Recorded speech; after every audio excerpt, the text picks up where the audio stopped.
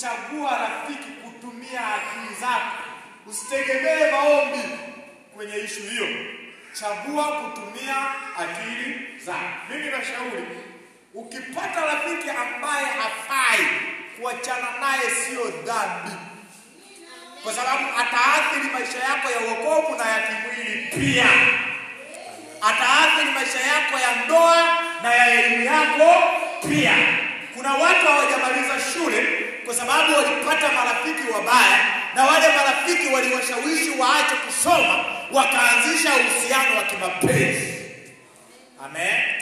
Kwa hiyo kama angejitenga na yule rafiki angesoma na angekuwa vizuri. Lakini kwa kuwa alishikilia rafiki, amepoteza hatima yake. Lakini kuna watu leo nazungumza hivi, ndoa zao zimevunjika sababu sio upumbavu wao wenyewe, walishirikishwa upumbavu wa rafiki. Ukumbuke nimekwambia kwamba hasira hukaa kifuani kwa mpumbavu. For example, ukachagua rafiki ambaye ni mpumbavu, akakushirikisha upumbavu wake, na ukashiriki upumbavu wake, ukaenda ukauapplication ule upumbavu wake kwenye ndoa yako. Ndoa yake inavunjika. Amen. Sio mmenielewa? Ukumbuke kama nilikwambia kwamba ni mtu wa kushirikishana. Maana yake akitoka na upumbavu anakuja kushirikisha.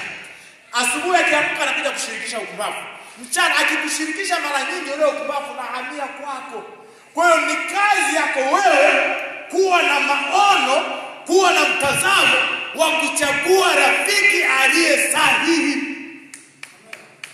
Sio kazi ya Mungu, sio kazi ya malaika, sio kazi ya Roho Mtakatifu, sio kazi ya mama yako, sio kazi ya mume wako.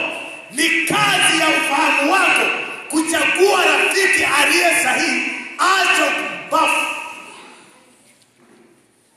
Kuwa makini na akili zako. Mungu alikuumba, anakuamini, amekupa akili zilizo sahihi. Usisingizie mapepo na angali wewe ndiwe pepo akili yako. Bwana Yesu asifiwe. Marafiki wana uwezo wa kuathiri maisha. Ukiambatana na rafiki mpumbavu, atakushirikisha upumbavu wake.